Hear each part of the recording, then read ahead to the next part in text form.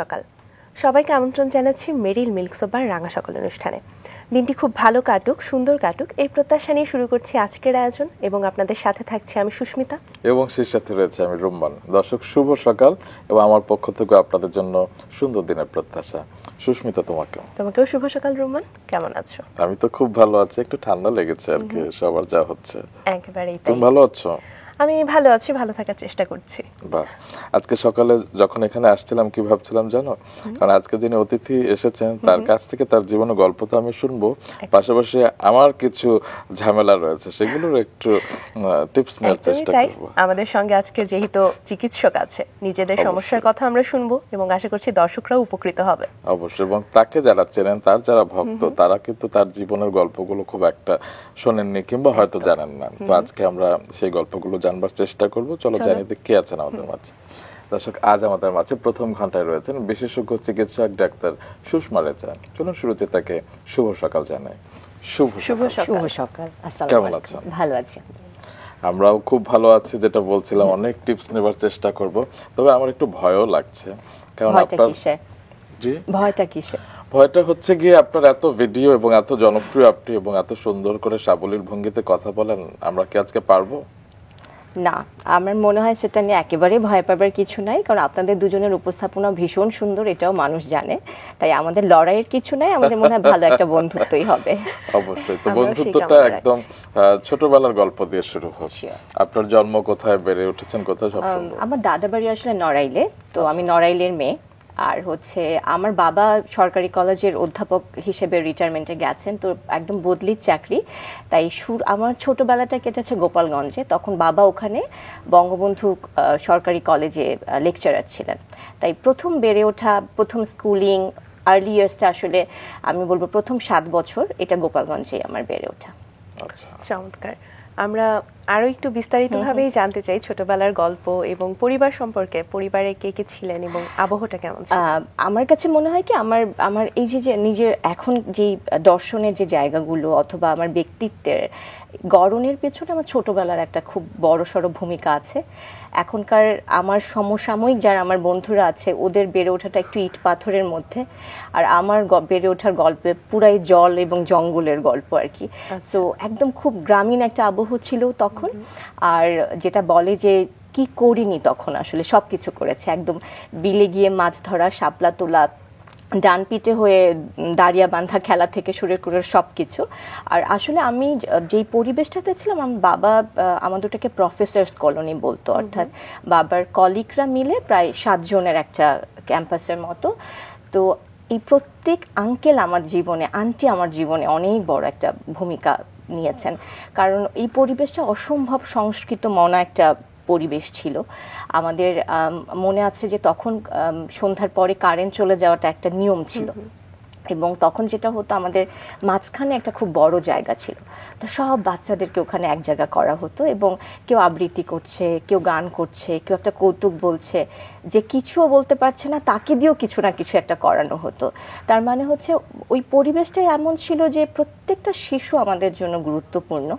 তো এই যে একটা ফিলিং, ওটা আমাকে মনে হয়েছে যে পরবর্তীতে আমার নিজের চরিত্রের ভিতরে ওই জিনিসটা লালন করাটা খুব সহজ হয়েছে। সেই সময় আপনি কি করতেন? কবিতা, আমাকে যদি বলেন ওই সময়টাতে আমার মা খুব চাইতেন আমি গান টান করি, কিন্তু কোনো একটা কারণে আমাকে খুব একটা গানের দিকে টানেনি বা নাচে। আমি আবৃত্তির চেষ্টা করতাম, আর হয়তো তখন কৌতুক টৌতুক বলতাম। আর একটু বেশি ছোট তো যখন ছিলাম, 5 বা 6 বছর বয়স, এতটুকুন পাত্তাই যথেষ্ট ছিল যে ডেকে এনে আবৃত্তি করতে বলছে, হয়তো ছড়া ছড়া বলতাম।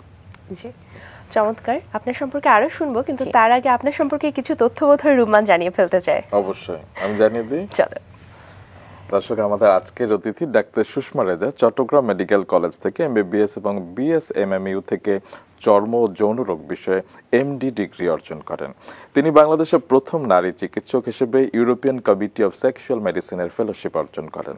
কর্মজীবনের শুরুতে তিনি মানসিক এবং শারীরিক স্বাস্থ্য বিষয়ক মেডিকেল প্রতিষ্ঠান লাইফ স্প্রিং এর সেক্সুয়াল মেডিসিন ইউনিটের প্রধান হিসেবে যাত্রা শুরু করেন। এর পাশাপাশি বর্তমানে তিনি তার নিজস্ব প্রতিষ্ঠান সেরিন স্কিন পরিচালনার দায়িত্ব নিয়োজিত রয়েছেন। শিশু কিশোরদের জন্য বেড়ে ওঠার আদর্শ পরিবেশ তৈরিতে বাবা মায়ের ভূমিকা, দাম্পত্য জীবনের স্বামী স্ত্রীর পারস্পরিক সম্পর্ক উন্নয়ন, ইতিবাচক জীবন আদর্শ, বিভিন্ন চর্ম এবং যৌনরোগ বিষয়ক সচেতনতা তৈরি সহ সমসাময়িক বিভিন্ন সামাজিক প্রসঙ্গ নিয়ে তিনি নিয়মিত সোশ্যাল মিডিয়ায় কন্টেন্ট প্রকাশ করে থাকেন। শুদ্ধ এবং সাবলীল উপস্থাপনা, বিজ্ঞান ভিত্তিক এবং তথ্যবহুল আলোচনার কারণে তার স্বাস্থ্য বিষয়ক পরামর্শের ভিডিওগুলো ভীষণ জনপ্রিয় হয়ে উঠেছে। লাইফস্প্রিং এর অধীনে তিনি বেশ কয়েকটি জনপ্রিয় কোর্সে ট্রেনার হিসেবে প্রশিক্ষণ দিচ্ছেন। এর মধ্যে positive parenting, emotional self care, relationship and intimacy উল্লেখযোগ্য। ডাক্তার সুষমা রেজা একজন কর্পোরেট ট্রেনার হিসেবে দেশীয় এবং আন্তর্জাতিক বিভিন্ন প্রতিষ্ঠানে 100-র বেশি ট্রেনিং সেশন পরিচালনা করেছেন এবং বিভিন্ন সময় তার সামাজিক কাজের স্বীকৃতি হিসেবে অসংখ্য পুরস্কার এবং সম্মাননায় ভূষিত হয়েছেন। দর্শক, চলুন তার কাছে আবারও ফিরি, তার জীবনের গল্প শুনি। এত কথা কিভাবে বলবো 1 ঘন্টা, বলুন। হয়ে যাবে। আচ্ছা, তো ছোটবেলায় আপনি কি ভেবেছিলেন বড় হয়ে কি হবেন?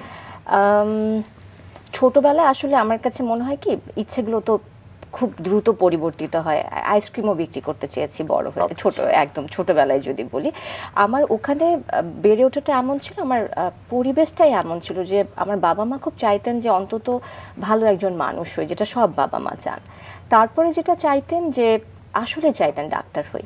তো পরবর্তীতে আমি যখন ডাক্তারি জীবনে ঢুকি বা মেডিকেলে প্রথম চান্স পাই, অনেককে দেখেছি যে খুব মন খারাপ করে ডাক্তার হতে এসেছেন, যে বাবা মা চেয়েছেন বলে এসেছি।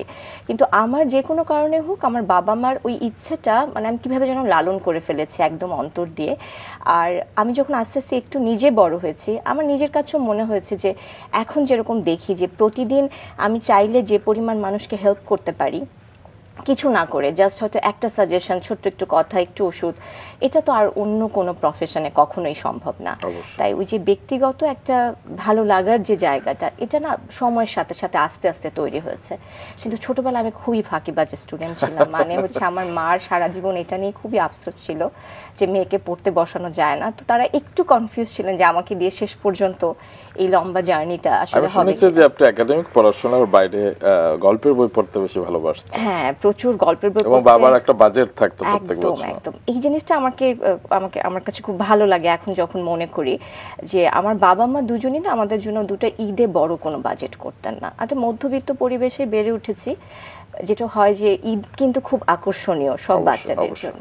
কিন্তু আমার বাবা মা কোনো একটা কারণে আমাদের জন্য, মানে যখন আমরা ঢাকায় শিফট করি 1992 এর পরে, তো ওই সময়টা থেকে বই মেলার আলাদা বাজেট থাকতো, যেই বাজেট 2 ঈদকে ছাড়িয়ে যেত। এবং আমরা খুব মনে আছে 2 হাত ভরে বই কিনে আনতাম এবং কয়েকবার যেতাম বই মেলায়। তো এখনো ফেব্রুয়ারি আসছে, কিন্তু ফেব্রুয়ারি আসলে আমার এই মেমোরিটা খুব মনে হয়, আমি খুব ইমোশনালও হয়ে যাই, কারণ এটা একটা ভীষণ ভীষণ আবেগপ্রবণ একটা স্মৃতি। বই পড়ার একটা অভ্যাস ছিল আসলে। ঢাকায় চলে আসার কথায় যেহেতু চলেই এলাম, একটু শুনি, গোপালগঞ্জে আপনি বলছিলেন যে খুব প্রকৃতির মাঝে বেড়ে ওঠা, তারপরে ঢাকায় চলে আসার পরে জীবনটা আসলে কেমন ছিল? প্রথম দিকে তো খুবই জঘন্য লাগতো, কারণ আমরা তো এটাতে অভ্যস্ত না যে এত খোলা মাঠ থেকে থাকে না একদম ইট পাথরের ছোট্ট একটা কংক্রিটের ঘর। সেটা তো খুব অল্প বয়সে, নিশ্চয় 7 বছর। হ্যাঁ, কিন্তু আমার না ওই স্মৃতিগুলো এত, আমি জানি না যে এত কেন প্রবল আমার মাথার ভিতরে এবং এত কেন মিস করি। আমি যখন ঢাকাতে আসি তখন যেটা হয় যে প্রথম ভালো লাগছিল না, কিন্তু যেটা হয় মেনে তো নিতেই হয়, জীবনের অনেকগুলো পরিবর্তন, এবং খুব সহজে অ্যাডজাস্ট করেছি। তখন স্কুলে যখন ভর্তি হলাম, নতুন একটা ফ্রেন্ড সার্কেল তৈরি হলো। আমার স্কুলিংটা হয় যে আমি এখানে এসে অগ্রণী স্কুলে ভর্তি হই, তো ওখানে ক্লাস 7 পর্যন্ত আমি পড়েছি। তো তখন আস্তে আস্তে স্কুল খুব গুরুত্বপূর্ণ একটা অংশ হয়ে যায়, এই আর কি। তো প্রথম আসার অভিজ্ঞতাটা ভালো না। তবে আপনি এত সুন্দর করে কথা বলেন, এর পিছনে বোধহয় বিতর্ক কিংবা এই ধরনের স্কুলের এক্সট্রা কারিকুলার অ্যাক্টিভিটিসের একটা ভূমিকা আছে। আমার ছোটবেলাটা কেমন ছিল, আমি জীবনে ফার্স্ট বেঞ্চে বসিনি। তো আমি সব সময় খুব লাস্ট বেঞ্চে বসতাম। তো এটা এজন্য না যে লাস্ট বেঞ্চে খুব আকর্ষণীয় জায়গা, গল্প টল্প করা যায়, ঠিক এজন্য না। আমি খুব অবজারভেন্ট, মানে আমার দেখতে ভালো লাগে সামনে কি হচ্ছে, আমি সবাইকে যে দেখতে পাই ক্লাসে, এটা আমার জন্য খুবই ইম্পর্ট্যান্ট একটা ব্যাপার। তো যে কোনো কারণে হোক, যে ক্লাসে হয় না যে স্যাররা ইংলিশ ক্লাসে, বাংলা ক্লাসে, ধর্ম ক্লাসে দাঁড় করিয়ে দিয়ে পড়তে বলছেন, বইটা খুলে একজনকে দিয়ে পড়াচ্ছেন, ওভাবে পড়াতে গিয়ে টিচারদের, আমাদের আমার একজন শিক্ষক ছিলেন নুরুল ইসলাম স্যার, আমি তখন বাংলাদেশ রাইফেল স্কুলে চলে আসি ক্লাস 8-এ। স্যারের মনে হলো যে আমার আসলে কথা বলার জন্য জন্ম হয়েছে। আচ্ছা, আমি কিন্তু খুবই কম কথা বলছি, এমন না যে আমি ক্লাসে কথা বলছি। স্যারের হাত ধরে আসলে বেসিক্যালি যদি আমি বলি যে তখন আমি বিটিভিতে বিতর্কটা খুব মানে আমি খুব ইন্টারেস্টিং একটা জায়গা ছিল, স্কুলে স্কুলে খুব হাড্ডাহাড্ডি একটা লড়াই হতো, খুব একটা মানে অন্যরকম একটা আবহ হতো। আপনি কি অগ্রণী থেকে গিয়েছিলেন? অগ্রণী থেকে বাংলাদেশ আইএফএস স্কুলে শিফট করলাম। এরপরে আসলে আমার ডিবেটের যাত্রাটা শুরু, উপস্থিত বিতর্ক, বক্তৃতা, এগুলোতে আমি ন্যাশনাল লেভেলেও তখন মানে অনেকগুলো পুরস্কার জিতেছিলাম, যেটা হয় ছোটবেলায় সবারই এসব থাকে। আর বিটিভিতে আমি আমার সময় সবচেয়ে জুনিয়র মোস্ট ডিবেটার ছিলাম। তো দেখা যায় খুব, আমি তখন খুব লম্বা মানুষ ছিলাম না, এখনো খুব না, বাট হচ্ছে যে খুব আদর পেয়েছি তখন ওই ইয়েটাতে। কিন্তু আমার কাছে মনে হয় এখন যেভাবে করে কথা বলি কিছুটা হয়তো অবশ্যই সৃষ্টিকর্তা প্রদত্ত তো বটেই, আর বাকিটা গ্রুমিং এ আমার টিচারদের একটা ভূমিকা ছিল। চমৎকার। এবং বিতর্ক করার পাশাপাশি স্কুলে আর কি কি করতে বেশি ভালো লাগতো? আমার আসলে কি, আমার জনরাটা মোটামুটি এটাই ছিল। দেখা যেত উপস্থিত বিতর্কটা করেছি, বক্তৃতাটা করতাম আর আবৃত্তি করতাম, বাট আবৃত্তিটা কখনো শিখিনি। ওটা নিয়ে টুকটাক ছোটবেলায় যেরকম পুরস্কার টুরস্কার পেয়েছি, বাট ওটা কখনো শেখা হয়নি। কিন্তু ওটা আমার এখনো আছে, মানে এখন আমি বলবো না যে আমি আবৃত্তিকার, কিন্তু আমার কোন একটা কিছু পেলে পড়তে ভালো লাগে নিজের মতো করে, সেটা ভুল নাকি ঠিক জানি না। সুস্মিতা এবং আমার এখন একটা মনের ভিতরে তো আকুপাকু করছে যে সেটার একটা নমুনা শুনবার জন্য। এটা শুনবো, আমার কাছে মনে কি আমরা একেবারে শেষে শুনবো? অবশ্যই ঠিক আছে, আমরা সেই অপেক্ষায় থাকছি। এবং এরপরে আরেকটু গল্পে এগিয়ে যেতে চাই, স্কুলের পরে কলেজটা কোথায় ছিল? আমার আসলে আমাদের বর্ডার বাংলাদেশের ভিতরে দুটো স্কুল, একটা বাংলাদেশ রাইফেলস আর রাইফেলস পাবলিক স্কুল কলেজ। তো এই দুটোর নাম এখন পরিবর্তিত হয়েছে। তো আমার কলেজটা হচ্ছে রাইফেলস পাবলিকে। আচ্ছা, তো ওখানেই আমার ইন্টারমিডিয়েটটা 2004-এ আমি পাশ করে বের হই। আচ্ছা, আর এই তো পরের বছর তো মেডিকেলে ঢুকলাম। জি। একদম ছোটবেলায় গ্রামীণ ছবির মতো, আর পরবর্তীতে এই নগর জীবনেও আপনি রং ছড়াবার চেষ্টা করেছেন। এবং আমরা জানি যে আপনি পরিবারের বড় সন্তান, এবং নিশ্চয়ই আদরের পাল্লাটাও বাবা মার থেকে বেশি পেয়েছেন। আমার মনে হয় তাই। একটু শুনি তাদের সম্পর্কে। করে না শুনতে। প্রথম বাচ্চার প্রতি বাবা মার আসলেই বোধহয় একটা আলাদা ইয়ে থাকে না।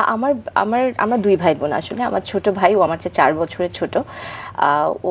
ও ইলেকট্রিক্যাল ইঞ্জিনিয়ার, এখন পিএইচডি করছে টরন্টো ইউনিভার্সিটিতে। আর আমার বেড়ে ওঠার জায়গাটাতে আমার কাছে মনে হয় যে এরা তিনজনই এত বেশি সহজ সরল টাইপের, নিপাট ভালো মানুষ। তো বাবা মা সাধারণত মনে করে যে সন্তানকে একা ছেড়ে দিলে এই পৃথিবী তাদেরকে খুব বাজেভাবে ঠকাবে, কষ্ট দিবে। তো আমার এদের তিনজনকে নিয়ে উল্টা চিন্তা হতো সব সময়। আমার কাছে মনে হয় এদের মধ্যে একটু জটিল মানুষ আমি। তো আমার এরকম মনে হয়। আর আমার নিজের ব্যাপারে যদি বলি, আমার চরিত্রে আমার বাবার প্রভাবটা ভীষণ বেশি। এটা একটা বড় কারণ হচ্ছে যে বাবা আমাকে যেভাবে বড় করেছেন, ওই সময় হতো কি আমি দেখতাম আমার আশেপাশেও যে একটা ছেলে বাচ্চা, একটা মেয়ে বাচ্চা, দুটোর মধ্যে যে একটা একটু হলে বৈষম্য, যে সুবিধাগুলো আমরা দিচ্ছি পরিবার থেকে, কিছুটা আমাকে বলবো যে একটু কৃপণতা থাকে মেয়েদের ব্যাপারে। তো আমার বাবার মধ্যে আমি কখনোই, আমাদের পরিবারের মধ্যে আমি কখনো জিনিসটা দেখিনি। আর আমার বাবা হচ্ছে ভীষণ মতের অমিল পছন্দ করতেন। মানে কোন একটা বিষয় আমরা যখন কথা বলছি, বাবা খুব অ্যাপ্রিসিয়েট করতেন যে আমি স্রোতেই হ্যাঁ না বলি, মানে সো আমার একটা বলার আছে বা আমি কিছু একটা বলতে চাই, এটাতে আমার এটা জিনিস মনে হয়। তো বাবা এটাকে খুব উদ্বুদ্ধ করার চেষ্টা করতেন। আর বাবার আরেকটা খুব অভ্যাস ছিল যে কোথাও একটা ঘুরতে গেছি, কিছু একটা করেছি, তো ফেরত আসার পরে বাবা অনুভূতি জানতে চাইতেন। তো আমি জানি না, বড় হয়ে যাবার পরে এই জিনিসটা আমি খুব মিস করি যে কেউ জানতে চায় যে তোমার অনুভূতিটা কি, তোমার কেমন লাগছে, কি ফিল করছো।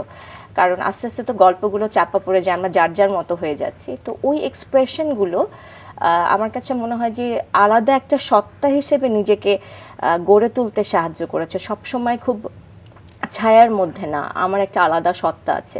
তো এটা আমরা দুই ভাই বোনই আমরা পেয়েছি আমাদের বেড়ে ওঠার পরিবেশে।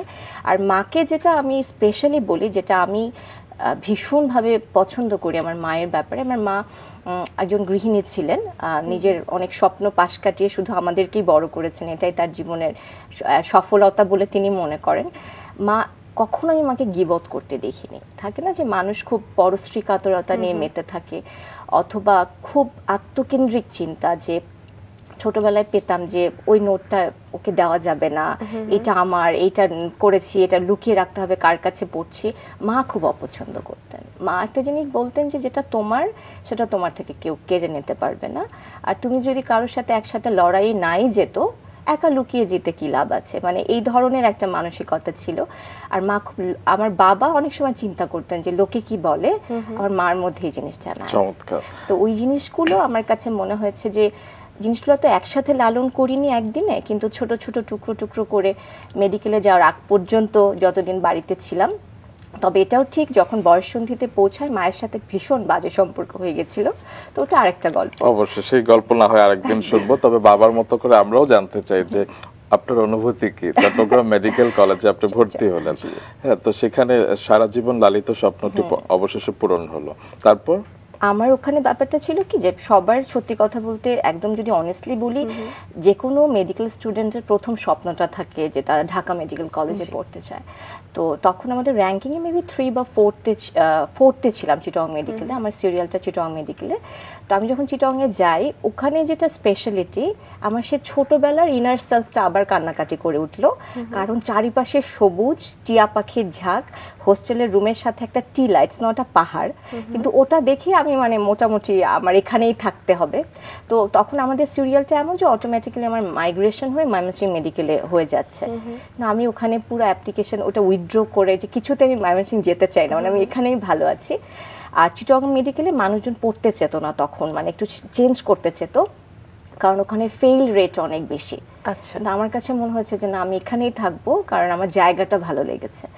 আমার কাছে মনে হচ্ছে লাইফের অনেক বড় একটা খুব ভালো ডিসিশন ছিল, কারণ এডুকেশনের যে কোয়ালিটি আমি বলবো সেটা খুবই ভালো ছিল আমার সময় থেকে। আর ওখানে আর একটা খুবই কালচারাল একটা এনভায়রনমেন্ট ছিল, তো যেটা একেবারে আমি বলবো যে ভীষণ ভালো একটা পাওয়া। আর আমি আসলে এমনিতে আমি একজন এক্সট্রোভার্ট, আমাকে দেখলেই বোঝা যায়, কিন্তু দেখলে বোঝা যায় না, কিন্তু আমার মধ্যে নির্ভীতচারী ব্যাপারটা খুব বেশি। তো ক্যাম্পাসে এটা হতো যে অনেক সময় অনেক কিছু হয়ে গেছে, আমি সবার লাস্টে গিয়ে জিজ্ঞেস করছি কি হয়েছে, তো ফ্রেন্ডরা অনেক সময় টিউবলাইট এসব ডাকতো। কিন্তু আমার ওই ফ্রেন্ড সার্কেলটাও আমি বলবো আমার খুব দুটো বেস্ট ফ্রেন্ড ছিল। সো মেডিকেল লাইফ মানুষের যেরকম ভীষণ জরাজীর্ণ থাকে, জেডেড বাই লাইফ যেটাকে বলে, সেটা আমার ছিল না। আমি উপভোগ করেছি এবং খুব ফেল ছাড়াই পাশ করে বেরিয়ে এসেছি। আর আমার মেডিকেল লাইফটা একটু অন্যদের চেয়ে আলাদা ছিল কেন, কারণ আমার 3rd ইয়ারে আমার বিয়ে হয়। সো যখন আমার 21 পুরো করে 22 চলছে আর কি। আর আমার মেয়ে জন্ম হয় 5th ইয়ারে, যখন আমার ফাইনাল প্রফের জাস্ট কিছু মাস বাদ আছে।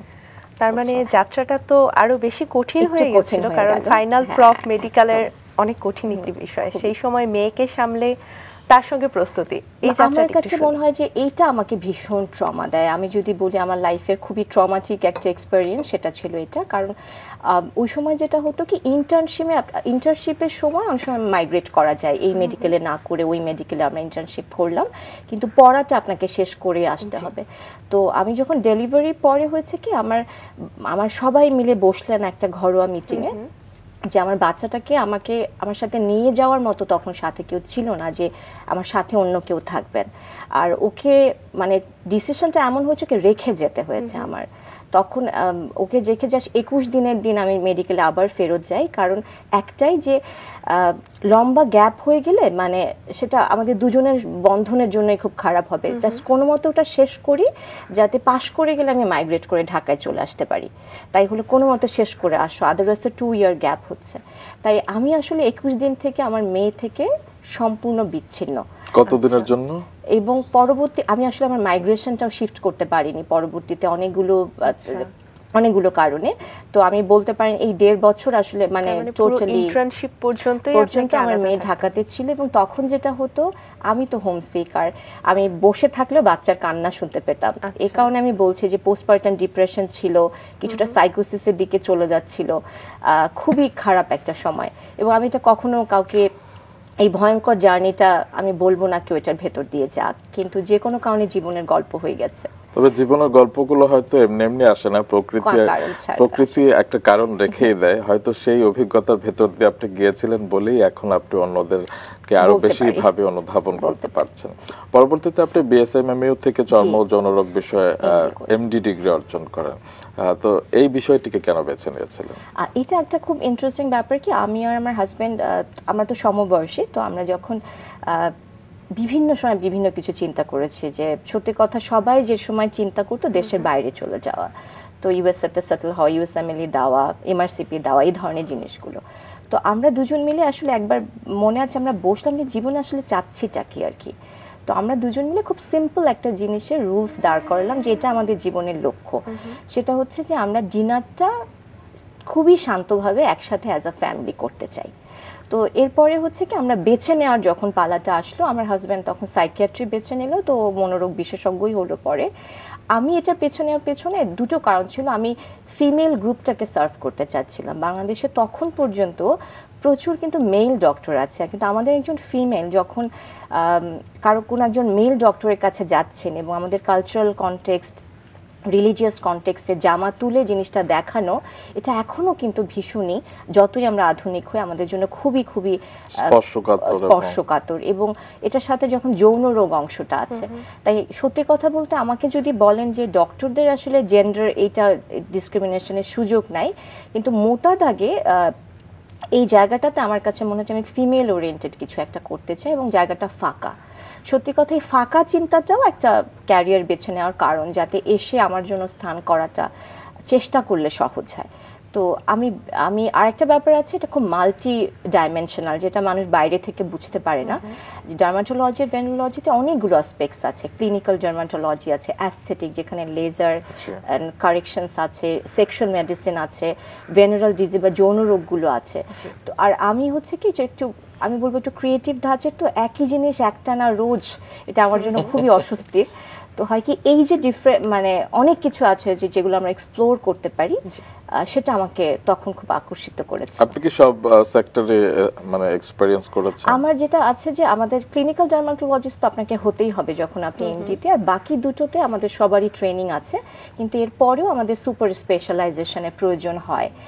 আমাকে যদি বলেন, আমি যখন পাশ করে বেরোই আমি অ্যাস্থেটিক একটু কম গেছি, মানে আমি নট আ লেজার সার্জন বলবো না বা কসমেটিক সার্জন, ওটা আমাকে একটু কম টানে। ওটা আমার সেন্টারে আছে, কিন্তু ওটা আমি ক্লিনিক্যালি ইউজ করি, but not for beautification or change. আর কিন্তু আমার সুপার স্পেশালাইজেশন সেক্সুয়াল মেডিসিনে, ওইটা বলা যেতে পারে একটা ভয়ঙ্কর ডিসিশন, যে সবাই প্রথমে খুবই অবাক হয়েছে, যে কারণ এটা খুব ইজি ছিল না আমাদের জন্য সেক্সুয়াল মেডিসিনে ক্যারিয়ারটা করা, কারণ সারা পৃথিবীতে ফেলোশিপটা 500 ডক্টরসের আছে, এই পদটাও একটু ডিফারেন্ট, এবং এটার পুরো ইউরোপিয়ান ইউনিয়ন বেসড আর কি। তো আমি যখন সিদ্ধান্তটা নেই সবাই বলছে যে খামাখা কেন, এখানে তো ভালো আছো। কিন্তু আমার কাছে মনে হয়েছে যে আসলে ফিমেলদের থেকে একটা জিনিস দরকার, আমাদের ফিমেলদের এই ব্যাপারে হেল্প করার জন্য আসলে মানুষ নাই। তাই আমরা যদি একজন দুজন পাঁচজনও চলে আসতে পারি, তারপরে আমরা আরো 100 ডক্টরকে ট্রেন করতে পারবো, তো তখন একটা সিনারিওতে চেঞ্জ হবে। তো আমার কাছে সবসময় মনে হয় যে এই জায়গাটা খুব মেল ডমিনেটেড এবং মেল সার্ভড একটা জায়গা, যেখানে পুরুষ পেশেন্টরাই বেশি সার্ভিস পাচ্ছেন পুরুষ ডক্টরদেরকে দিয়ে। তাই আমরা ওখানে ওই জায়গাটাতে আমার একটা নাকুচু ব্যাপার ছিল না, এটা চেঞ্জ করতে হবে, এটা চেঞ্জ করতে হবে। এবং সেই চিন্তার জায়গা থেকেই আজকে আপনি এগিয়ে যাচ্ছেন এবং কাজ করছেন। কিন্তু এই যে প্রথম নারী হিসেবে কাজ শুরু করা, সেই যাত্রাটা কতটা সহজ ছিল বা কঠিন ছিল? আপনার চোখে যাত্রাটা কেমন ছিল? আমি যদি বলি পেশেন্ট দেখা ওয়াইজ জিনিসটা আসলে খুব কঠিন কাজ না, কিন্তু যখন এটাকে আপনি একটা কন্টেন্ট বানিয়ে সোশ্যাল মিডিয়াতে আসবেন, সেটা খুবই চ্যালেঞ্জিং আমি বলবো। এটা একটা বড় কারণ কি, আমরা যখন এই টপিকটাতে কথা বলি, এটার যে ইংলিশ টার্মিনোলজিগুলো আছে, এটা কিন্তু আমরা অতটা বেশি অশ্লীল বা স্পর্শকাতর শোনায় না কোনোভাবে, বাট এগুলোর প্রত্যেকটার বাংলা শব্দ খুবই সেন্সিটিভ। তো আমি যখন কন্টেন্ট তৈরি করতে যাই, আমার প্রথম কাজ ছিল যে আমি এটা নিয়ে আগে সচেতনতা তৈরি করব। আমি ব্যক্তিগতভাবে লজ্জা জিনিসটাকে খুবই খুবই অ্যাপ্রিসিয়েট করি। যেমন আমি কখনো মনে করি না যে সব কিছুতে আমাদের নির্লজ্জ হবার প্রয়োজন আছে, কিন্তু লজ্জা যেন আমার হেল্প সিকে আমাকে আটকে না দেয়। তো আমি আমার ব্যক্তিগত জীবনে প্রফেশনালি দেখেছি প্রচুর শত শত দম্পতি খুবই খুবই তাদের ইন্টিমেট রিলেশনশিপে সিগনিফিক্যান্টলি সাফার করেন, কিন্তু আমরা মনে করি এটার কোনো সমাধান নাই, যাওয়ার জায়গা নাই, তখন ওই জায়গাটাতে কবিরাজ এটা সেটা বিভিন্ন অসাধু চিকিৎসাগুলো জায়গা করে নেয়। ম্যাম, এই প্রসঙ্গে আসলে অনেকগুলো প্রশ্ন ভেতরে চলে এসেছে। রোগীদের থেকে আসলে আপনাদের শরণাপন্ন হওয়া এই বিষয়গুলো নিয়ে খুব একটা সহজ না, অনেকেই একটা হেজিটেশনের মধ্যে থাকেন, সেই জায়গাগুলোকে কিভাবে আপনারা সামলে ওঠেন? এক্স্যাক্টলি, আসলে এই কথাটাই যে বিরতির আগে যেটা বলা শুরু করছিলাম, যে জিনিসটা খুবই সেন্সিটিভ। তো আমরা প্রথমে না, যখন লাইফ স্প্রিং আমরা যাত্রাটা শুরু হয়, আমরা খুব চিন্তা করছিলাম যে কিভাবে আমরা মানুষের কাছে আসলে পৌঁছাবো, যে লজ্জা আমরা খুবই অ্যাপ্রিসিয়েট করছি, কিন্তু আমরা যাতে হেল্প সিকটা করি যাতে আমাদের সম্পর্কগুলো ভেঙে না যায় দিন শেষে। তো তখন কন্টেন্ট তৈরির প্রসঙ্গটা আসলো, এবং আমি বলবো যে আমরা খুব সিগনিফিক্যান্ট অ্যামাউন্টের কন্টেন্ট দিয়েছি সোসাইটিতে, এবং যখন কন্টেন্ট তৈরি করতে যাই আমি যেটাতে ভীষণ ফোকাস করেছি যে শব্দগুলো কতটুকুন শ্যাডো করে আসলে আমি জিনিসটাকে প্রেজেন্ট করতে পারি, যাতে খুব বেশি শ্রুতি মানে জিনিসটা খুব খারাপ না শোনায়, হ্যাঁ শ্রুতিকটু না হয়, বা কারো মনে না হয় যে এখন এটা চেঞ্জ করে ফেলি। এবং যে চ্যালেঞ্জের প্রসঙ্গটা বলছিলেন, আমার না মানুষ কি চ্যালেঞ্জ দিল ওই জিনিসটা আমি আসলে খুব গ্লোরিফাই করি না, এই কারণে কারণ আমি তো জানতাম ওটা থাকবে, সো এটা একটা চোজেন ডিসিশন যে ওটা একটা পার্ট, এবং এটাকে আমি চ্যালেঞ্জ মনে করি যে কন্টেন্টগুলো একটু একটু সাবলীলভাবে সুন্দরভাবে খুব কাউকে খুব মানে আতঙ্কিত না করে কিভাবে দেওয়া যায়, এবং ওটা আমরা পেরেছি। এবং আমার যে কন্টেন্টগুলো এগুলো মূলত একটু এডুকেশনাল কন্টেন্টই হয়ে যায়, তার মধ্যে অবশ্যই মোটিভেশনাল কিছু টিপস তো সবসময় থাকে। তো সময়ের সাথে সাথে যখন ফলোয়ার গ্রুপটা তৈরি হয়েছে, তো এটা না আমি সোশ্যাল মিডিয়াতে অনেক বছর আছি দেখে জানি যে কিছু ফলোয়ার গ্রুপ থাকে যে শুধুই আমার নাম্বারসটা আছে, বাট এটা খুব ভারিত্ব বহন করে না। কিন্তু আমি দেখেছি যে সময়ের সাথে সাথে অল্প অল্প করে যে ফলোয়ার সংখ্যাটা তৈরি হয়েছে, তারা নিজেরাই এক একজন অ্যাডভাইজার বা অ্যাম্বাসেডারের মতো হয়ে যান। তো ফেসবুকে আমাদের সবগুলো প্ল্যাটফর্মে আছে, যেমন আমাদের লাইফ স্প্রিং এর যে পেজটা আছে, আমাদের প্রত্যেক কনসালটেন্টের আমাদের নিজস্ব পাবলিক ফিগার হিসেবে পেজগুলো আছে। তো এগুলো থ্রুতে কিন্তু মানুষ অনেক কানেক্ট করতে শুরু করলো যে না, একটা প্ল্যাটফর্ম আছে। আর প্ল্যাটফর্ম তো শুধু আমরা একা না, আসলে আমার মতো তো আরো অনেক ডক্টর এই সেম কাজটা করছেন, তো ওনাদেরকে চেনানো যে আমরা যেতে পারি, ইটস ওকে টু গো, বা আমাদের সম্পর্কের জন্য যেতে হবে। তো আমার কাছে মনে হয় ওইটা একটা চ্যালেঞ্জিং পার্ট ছিল, কিন্তু এখন আমি বলবো না যে পুরো সব কুয়াশা কেটে গেছে, কিন্তু অ্যাটলিস্ট মানুষ এখন কথা বলছে, বা আগের মতো ওই জড়তাটা নাই হেল্প সিকের ব্যাপারে। সেটা আপনাদের মতো মানুষদের হাত ধরে হয়তো সামনে আরো উত্তরণ হবে। লাইফ স্প্রিং নিয়ে জানতে চাই, এটা কবে শুরু হয়েছিল, কতজন দিয়ে শুরু হয়েছিল? আমাদের যাত্রাটা শুরু হয় 2017-তে। তো বেসিক্যালি আমার হাজবেন্ড বলেছিলাম যে উনি একজন সাইকিয়াট্রিস্ট, তো আমরা তো দুজনেই একসাথে বিএসএমএমইউতে এমডিতে ছিলাম, দুটো ডিফারেন্ট ডিপার্টমেন্টে। তো আমরা যখন পোস্ট গ্রাজুয়েশন হয় আমাদের, আমরা যখন প্রফেশনাল হিসেবে সার্ভ করা শুরু করি, আমার হাজবেন্ড একটা কথা বলতেন যে আমার তো কাজের জায়গাটা আলাদা, ডার্মাটোলজি অ্যান্ড সেক্সুয়াল, আর কিন্তু লাইফ স্প্রিং এ দুটো উইং আছে, মেন্টাল হেলথ উইংও আছে, ফিজিক্যাল হেলথ উইংও আছে। তো ও খুব চেত যে আমরা আসলে আমার পজিটিভ প্যারেন্টিং বা বাচ্চাদের আর্লি চাইল্ডহুড ডেভেলপমেন্টের উপরে আমার নিজস্ব কিছু পড়াশোনা ছিল, বাট এই ব্যাপারে আমার আলাদা কোনো সার্টিফিকেটগত কোনো যোগ্যতা নাই। কিন্তু ওর কাছে যেটা মনে হয়েছে যে তোমার কাছে যে নলেজটুকুন আছে, এটা যদি আমরা কমিউনিটিতে দিতে পারি, চাইল্ডহুডগুলো যদি আমরা সেভ করতে পারি, আমাদের প্রিভেনশন অফ মেন্টাল ডিজিজ অনেক ইজি হয়ে যাবে। কারণ আমাদের অনেক ট্রমা যেগুলো ছোটবেলায় আমরা ক্যারি করি, সেগুলোই পরবর্তীতে অ্যাংজাইটি, ডিপ্রেশন, লো সেলফ এস্টিম, ইনসিকিউরিটি এভাবে করে এক্সপ্রেশন হয়। তো এর মধ্যে কোইন্সিডেন্টালি কোভিড আসলো, এবং আমার কন্টেন্টের জনরাতে আসলে পজিটিভ প্যারেন্টিং, আর্লি চাইল্ডহুড, কিভাবে বাচ্চাদেরকে আমরা বেটার সার্ভ করবো, এগুলো যুক্ত হলো। আর লাইফ স্প্রিং এর তো একটা বিশাল কর্মযজ্ঞ, বাংলাদেশের মেন্টাল হেলথ সেক্টরে এটা প্রাইভেট সেক্টরের সবচেয়ে বড় অর্গানাইজেশন, এবং সোশ্যাল মিডিয়ার ইম্প্যাক্ট ওয়াইজ। তো আমরা চেষ্টা করছি কাজগুলোকে, আমি পুরোপুরি শতভাগ নিখুঁত বলবো না, কিন্তু প্রচেষ্টাটা শুরু থেকে আছে। কতজন ছিলেন শুরুতে? শুরুতে আমাদের ছিল মাত্র 7 জন, কিন্তু এটা এখন শতাধিকের উপরে। আমাদের কনসালটেন্ট, আমাদের এখন প্রায় 4টা ব্রাঞ্চ, সো একটা অনেক বড়। আর আমি ওখানে শুরু থেকে সেক্সুয়াল মেডিসিন ইউনিটের হেড হিসেবেই ছিলাম। আপনি কি পুরুষদেরও সার্ভ করেন? না, আমাদের সেক্সুয়াল মেডিসিন ইউনিটে এটা আমাদের একটা খুবই ইউনিকনেস, কারণ আমরা কালচারাল কনটেক্সটটা বুঝি, আর আমাদের পেশেন্টটা কমফোর্টেবল হয় না আসলে। তাই আমরা যারা ফিমেল আছি তারা আমরা ফিমেলদেরই সার্ভ করি, যারা মেল ডক্টর মেলদেরকে সার্ভ করেন। আর আমাদের কাজটা থাকে ডায়াগনোসিসে, আমাদের সেক্সুয়াল হেলথের আলাদা কাউন্সিলার্স আছেন, তারা কাউন্সেলিংগুলো করেন। আর আমি যেহেতু একজন চর্মরোগ বিশেষজ্ঞ, ওটা তো আমার অনেক বড় একটা আইডেন্টিটি। আর এসব করতে গিয়ে অনেকে আমাকে চাইল্ড সাইকোলজিস্ট ভাবেন, চাইল্ড সাইকিয়াট্রিস্ট ভাবেন। সো বড় সড়ো আইডেন্টিটি ক্রাইসিস ছিল কন্টেন্ট করতে গিয়ে। বাট ইভেন সাইকিয়াট্রিস্টও ভাবেন ভালো থাকা নিয়ে কথা বলতে গেলে। আমি তখন সবাইকে বলি আমি এটার কোনোটাই না, কিন্তু আমি সমাজের জন্য উপকারী হতে চাই।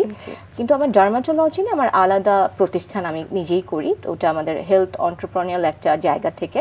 ছোট ছোট করে আমরা একটু আপনার যে বিষয়গুলোতে আপনি স্পেশালাইজড কিংবা আপনি পড়াশোনা করেছেন জানেন সেগুলো নিয়ে একটু জানতে চাই।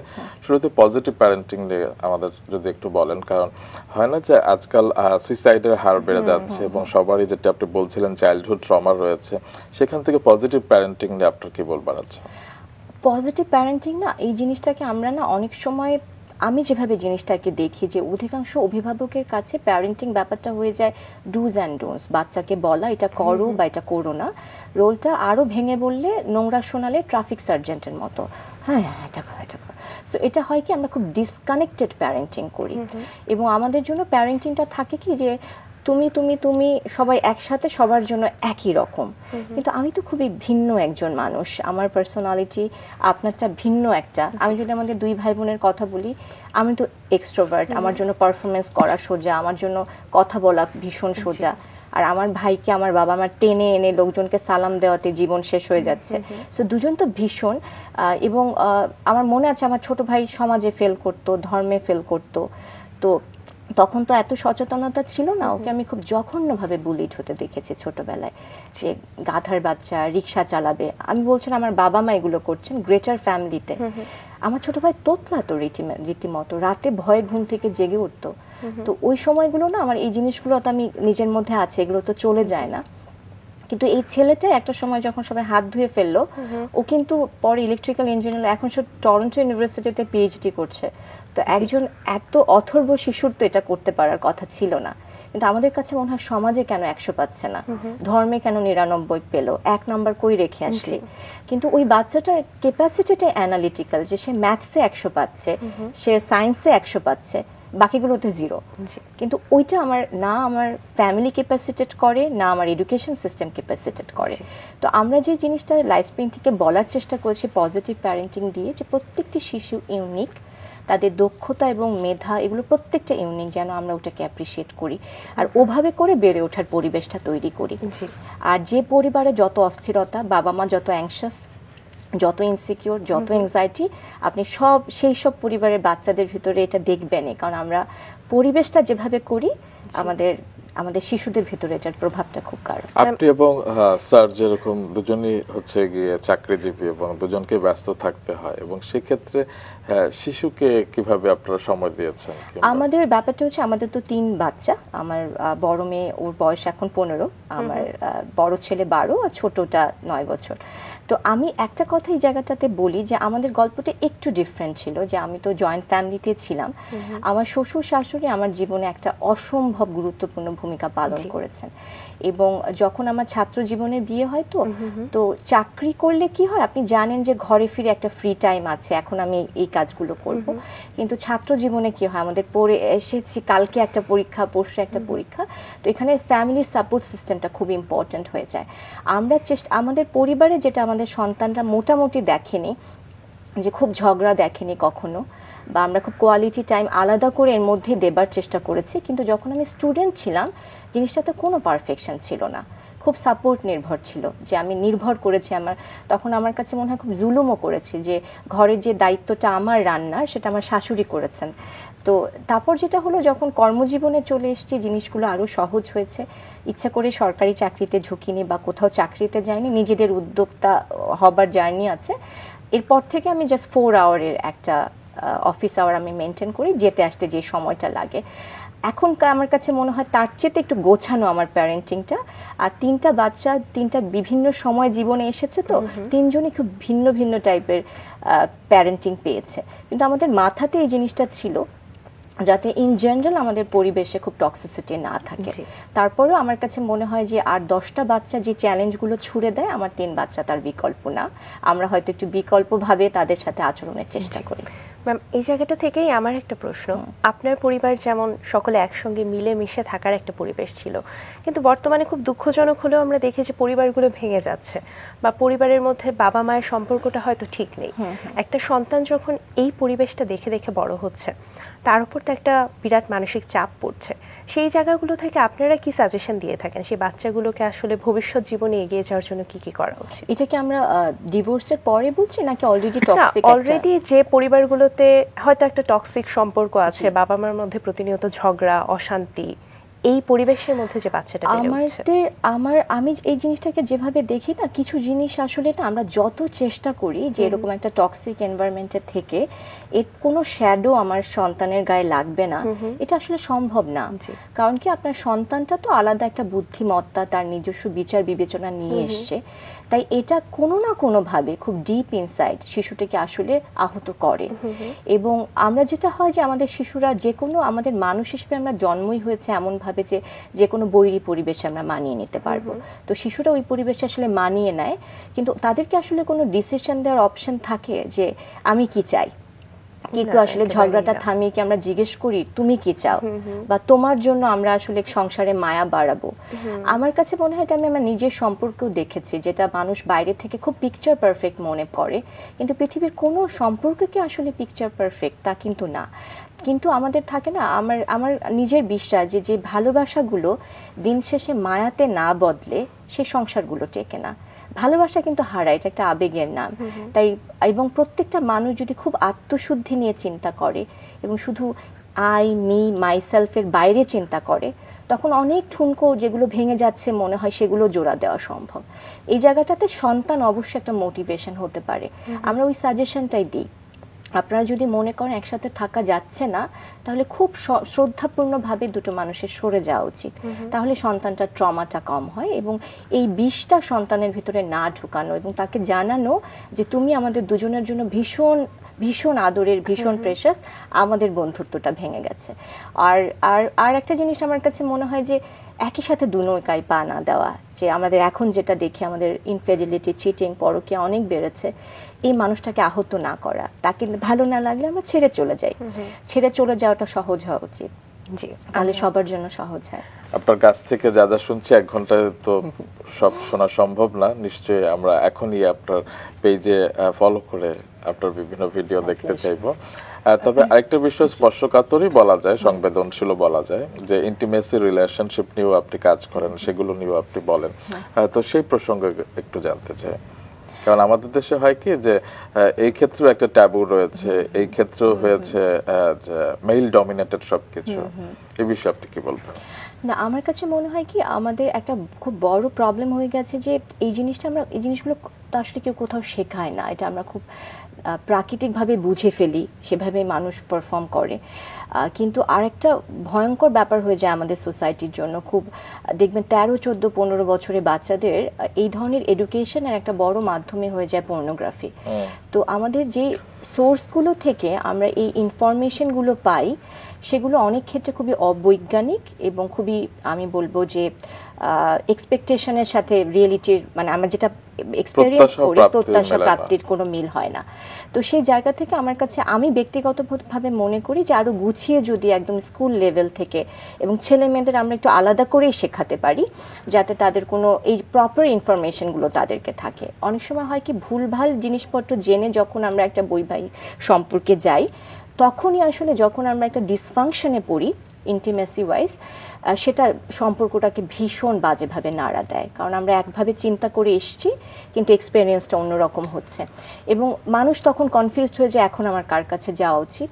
এবং তখন অথবা না, ইগোর কারণে আমি যেতে পারছি না, যে আমি যা আছে তাই থাকলে থাকো, না হলে নাই। কিন্তু এইরকম করে গল্পগুলো 2 বছর, 4 বছর, 6 বছর, 12 বছর, কিন্তু আস্তে আস্তে কিন্তু শুধু এখান দিয়ে শুরু হলেও জিনিসটা একটা ইমোশনাল ডিস্টেন্টে নিয়ে নেয়। তো আমি যেটা মনে করি, একজন কাপল যখন তাদের ইন্টিমেসি লেভেলে কোনো প্রবলেম নাই, এটাই আমরা মেজরিটি পাই, এটাই প্রাকৃতিক। এদের আসলে আমি বলবো তারা ভীষণ আশীর্বাদ পুষ্ট, কিন্তু আমরা যদি কখনো যারা সিনসিয়ারলি এবং সিভিয়ারলি ডিসফাংশনে সাফার করেছেন তাদেরকে দেখি, তাহলে আমরা বুঝবো যে এটা আর একটা ভিন্ন জগৎ, যে জগৎটা ভীষণই ভোগান্তির একটা জগৎ। তাই আমি যেটা সবসময় মনে করি যে আমাদের এরকম কোনো ইস্যুস থাকলে, সেটা নারীর হোক সেটা পুরুষের হোক, যত দ্রুত এটা আমরা একজন বিশেষজ্ঞ চিকিৎসকের পরামর্শ আমরা নেব তত ভালো। যত আর্লি আমরা ইন্টারভেনশনে যাব তত এই জিনিসগুলো সারার সম্ভাবনা অনেক ভালো। যখনই আমরা কোনো আমি বলবো খারাপ কিছু সাহায্য নিচ্ছি, সেটা কবিরাজি হতে পারে বা অবৈজ্ঞানিক মেডিসিন হতে পারে, সেগুলো আমাদের অনেকগুলো স্বাস্থ্য ঝুঁকির কারণ হয় এবং খুবই এমনও করতে পারে দীর্ঘমেয়াদী আমাদের ড্যামেজগুলো করতে পারে। তাই আমি মনে করি যে এই ব্যাপারে সবার সচেতনতার আসলে দরকার আছে, কারণ এটা আমাদের জীবনেরই একটা অংশ। লজ্জা এখানে তো অবশ্যই একটা পার্ট, কিন্তু এটা আমরা কেউ কখনো অস্বীকার করতে পারবো না, এটা আমাদের জীবনের অংশ নয়।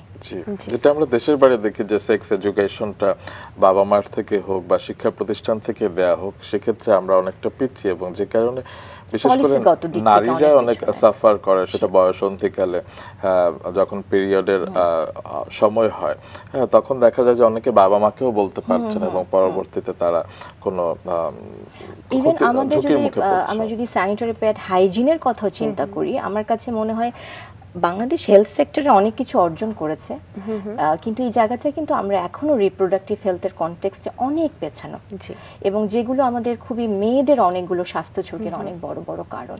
এবং জিনিসটা যে শুধু বয়ঃসন্ধিতে আমরা নেগলেক্টেড তা না, আমাদের সোসাইটিতে কালচারালি কি আছে, একটা মেয়ের বয়স মেনোপোজে পৌঁছাচ্ছে 40-45, তার মানে জীবন শেষ। এটা অ্যাবসলিউটলি একটা মানে মিথ্যে কথা এবং পুরোপুরি একটা ভুল ধারণা। তো যেখান থেকে কেউ এখন কথা না বললে মানুষ এগুলো জানবে না। তো আমার কাছে মনে হয় যে অবশ্যই এটা নিয়ে অনেক যারা ডক্টর আছেন তাদের কাজ করা উচিত, এবং আমাদের লোকের সংখ্যা বাড়াতে হবে। সত্যি কথা বলতে আমাদের বিশেষজ্ঞ চিকিৎসকের সংখ্যা খুবই সীমিত আমাদের জনসংখ্যার যে বিশালতা তার তুলনায়। তাই আমরা যদি থাকে না যে আমাদের ছত্রছায়াতে আরও কিছু প্রফেশনাল আছেন 100, 150, 200, ওরকম যদি আমরা তৈরি করতে না পারি down the line in 20 years, তাহলে জিনিসটা আসলে একই রকম রয়ে যাবে। তাই এটা খুব একটা বড় জার্নি, যেখানে কাজের অনেক সুযোগ আছে। জি ম্যাম, এবারে একটু ভিন্ন প্রসঙ্গে জানতে চাই যে ভালো থাকা, নিজেকে ভালোবাসা, এইসব ব্যাপারগুলো নিয়ে আমরা অনেক কথা শুনি, অনেক কিছু লোকে বলে, কিন্তু আপনি যেহেতু এই সেক্টরে কাজ করছেন, আপনারা আসলে ব্যাপারটাকে কিভাবে দেখেন? আমি যদি এক কথায় বলি, এখন যেটা হয়েছে লাভ ইউর সেলফ, এটাকে আমরা আমাদের ঈশ্বর বানিয়ে ফেলেছি। কিন্তু আমি সবসময় বলি যে I, me and my self, যখন কেউ এভাবে চিন্তা করে, সেটা হচ্ছে জীবনে অসুখী থাকার সবচেয়ে কুইকেস্ট রেসিপি। এবং আমি যদি বলি, ধরেন একটা মানুষ ভীষণ অসৎ, কিন্তু আমি তাকে সবসময় মেসেজে শেখাচ্ছি self love, I love my self, হ্যাঁ আমি নিজের জন্য যথেষ্ট, সেটা খুবই বাজে একটা অ্যাপ্রোচ। বরং এখানে একটা ব্যালেন্স খুব ইম্পর্টেন্ট, যেটা নিয়ে আমরা কথা বলি না। আমাদের অনেক বেশি দায়িত্বে আসতে হবে।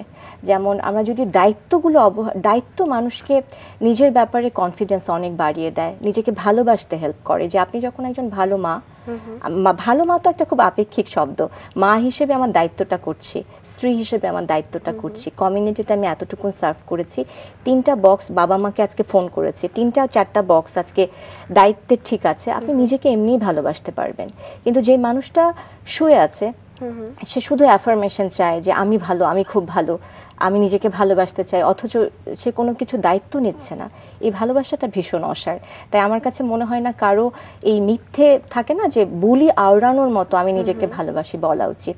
আমার মনে হয় দায়িত্বে আসা উচিত, এবং যাতে আয়নার দিন শেষে তো আয়নার দিকে আপনাকেই তাকাতে হবে, ওখানে তো আর ধোঁকাবাজি করা যায় না। দায়িত্বের পাশাপাশি কিছু মি টাইমও তো লাগে। একদম। আপনি কি সেই মি টাইম পান? আমার মি টাইমটা সবাই দূর থেকে মনে করে মি টাইমটা নাই, যেটা খুবই ভুল। কারণ হচ্ছে আমি যেটা বলেছি যে আমি খুব একদম ভাগ করে করে কাজ করি, যেটা আমি ছাত্র জীবনে পারতাম না, আমি এখন পারি। তো দেখা যায় ওই 4 থেকে 6 ঘন্টার বাইরে অফিস আমি পুরো ক্লোজ করে বাসায় ফিরি। তো আমাদের বাসায় এরকম হয় না যে এসে আমরা এটা নিয়ে খুব কথা বলছি। আর আমার নিজের টাইম বলতে কি, যে কন্টেন্টে তো আমার থাকে, ওটা নিয়ে কাজ করছি। বাগান করতে খুব ভালো লাগে, এখনো পড়ি। আমার ছবি আঁকার একটা শখ আছে, ভালো আঁকি না, কিন্তু থাকে না রং নিয়ে যতটুকুন খেলে নিজের ইনার সেলফটাকে একটু মানে ব্রিথ করতে হেল্প করা যায়, এই কাজগুলো আমি নিয়মিত করি। এবং আপনার বই প্রকাশ করার ইচ্ছে আছে, সেই কথা আমরা জেনেছি, সেটার কি কাজ চলছে? এখানে একটা বড় প্রবলেম, আমি ভীষণ পারফেকশনিস্ট, এই কারণে হয়তো পাতার পর পাতা কারেকশনেই হচ্ছে আমার জীবনের অর্ধেক শেষ হয়ে যাচ্ছে। হ্যাঁ, তবে অনেকগুলো, 2টো বই একসাথে লেখার কাজ করছি, ইচ্ছে আছে অনেকগুলো বই লিখে যাওয়ার, কিন্তু সেটা কি আপনার প্রফেশন সম্পর্কিত? আমার কাছে মনে হয় একটা আছে পুরোটাই পজিটিভ প্যারেন্টিং, আরেকটাতে আমি কাজ করছি, ওটার নাম লজ্জার ওপারে, নামটা পরে হয়তো পরিবর্তন হতে পারে, এটা সেক্সুয়াল ডিজিজ নিয়েই। আরো একটু ভালো থাকার কিছু জিনিসপত্র নিয়ে ইচ্ছে আছে, ছোট ছোট কিছু বই আকারে জিনিস করার। জি, আমরা অপেক্ষায় থাকবো এবং আশা করব যে আরো অনেক কিছু সেই বইয়ের মাধ্যমে আমরা জানতে পারবো। ম্যাম, এবারে যদি আবার একটু জানতে চাই যে আপনি আপনার লাইফটাকে খুব গুছিয়ে ব্যালেন্স করে চলতে ভালোবাসেন, কিন্তু সকলের পক্ষে সেটা সম্ভব হয় না। হয়তো যে মাটাকে সকাল 9টা থেকে শুরু করে রাত্রি 9টা অবধি বাইরে কাজ করতে হচ্ছে, তার পক্ষে সন্তানকে সময় দেওয়া বা নিজেকে সময় দেওয়াটা সম্ভব নয়। তাদের উদ্দেশ্যে আপনার কি পরামর্শ থাকবে? কিংবা শুরুতে আপনি যেরকম যৌথ পরিবারে আপনার সন্তানদের রেখে যেতে পেরেছেন, সেরকম হয়তো হয় না, তো তাদের উদ্দেশ্যে কি বলবেন? আমার কাছে না, আমার এখানে আপনার কথার সাথে একটু আমি দ্বিমত পোষণ করি যে কোনো ব্যালেন্স করতে পারিনি, যেটা মানুষ মনে করে। আমার কাছে মনে হয় জীবনটা একটা স্রোতের মতোই আগায়, কিন্তু এখানে আমরা কিভাবে জিনিসগুলোকে দেখি ওটা হেল্প করে। আমার জন্য এই মায়েদের সাজেশন দেওয়াটা আসলেই ভীষণ কঠিন, কারণ প্রত্যেকের জীবনের গল্প, প্রত্যেকের সাপোর্ট সিস্টেম খুবই আলাদা। কিন্তু আমি আমার নিজের দর্শনের কথাটা বলতে পারি যে আমি জিনিসটাকে কিভাবে দেখি। যখন আমি যেভাবে দেখি, আমাকে যেটা হেল্প করেছে, যে যেমন আমার একটা ফ্রেন্ড এমডিতে চান্স পেয়েছে, ওইখানে করেছে, আমি এটা তাকাতে চাই না, কারণ আমি আসলে তার সাথে দৌড়াচ্ছি না। সো আমি দৌড়াতে চাই আমার মতো করে, আমার পেসে, আমি যেভাবে পারি, আমার সক্ষমতা, আমার পারিপার্শ্বিকতা দিয়ে। আমাদের মেয়েদের সব একসাথে পেরে ফেলার যে চেষ্টাটা বা পারফেক্ট দেখাতে চাবার যে চেষ্টাটা, সেটা আমাদেরকে খুবই খুবই টায়ার্ড করবে, কারণ আমাদের মেয়েদের বেশিরভাগ সময় সাপোর্ট সিস্টেম থাকে না। তাই আপনি যদি নিজের এনার্জিটা অনেক আগে ড্রেনড আউট হয়ে যান, সেটা আপনার জার্নির জন্য ভালো না। তাই নিজের উপরে যেন আমরা ওই জুলুমটা না করি। যেমন আমি মেনে নিচ্ছি যে 9টা 5টা অফিস বা 9টা অফিস, দিন শেষে কি এটা একটা পার্সোনাল ডিসিশন না? দিন শেষে কিন্তু এটা একটা পার্সোনাল ডিসিশন, যে আমি কি এটার ভেতরেই থাকতে চাই, অথবা এই একই জায়গাতে তো ভিন্ন উদাহরণও আছে। এই কারণে আমি যখন কোনো উদাহরণ দিব বা সাজেশন, এটা তাদের জন্য জাজমেন্টাল হয়ে যাবে। কিন্তু আমি যেটা মনে করি যে জীবন যখন যেভাবে করে সুযোগগুলোকে ছুড়ে দেয়, সেটুকু নেওয়া, নিজের সীমাবদ্ধতাটাকে আগে বোঝা, এবং স্রষ্টা সবাইকে কিছু স্পেশাল ক্ষমতা দিয়ে পাঠিয়েছেন, ওই বিভিন্ন সুযোগে ওই ক্ষমতাটাকে যাতে আমরা কাজে লাগাতে পারি, এবং ভাগ্য থাকতে হয়, এটা সত্যি কথা। তবে সব ডাক্তারকে, সব চিকিৎসককে স্পেশাল ক্ষমতা দেয়নি কবিতা আবৃত্তি করা। আপনি দর্শকদের ইতিমধ্যে জানিয়ে ফেলেছি। আমাদের অনুরোধ ছিল এবার একটি কবিতা শোনাতে। আমি কিন্তু আবৃত্তিকার নই, হ্যাঁ, তাই এটা শুনে যারা খুব প্রফেশনাল আবৃত্তিকার, তারা যেন মন খারাপ না করেন। হ্যাঁ, 2024 তো আমাদের জন্য একটু অন্যরকম, নতুন পাওয়া একটা স্বাধীনতা। তো আমার কবি শামসুর রহমানের ওই কবিতাটাই আমি তোমাকে পাওয়ার জন্য, হে স্বাধীনতা, একটু চেষ্টা করছি। হ্যাঁ, ঠিক আছে। তোমাকে পাওয়ার জন্যে হে স্বাধীনতা, তোমাকে পাওয়ার জন্যে আর কতবার ভাসতে হবে রক্ত গঙ্গায়, আর কতবার দেখতে হবে খান্ডব দাহন।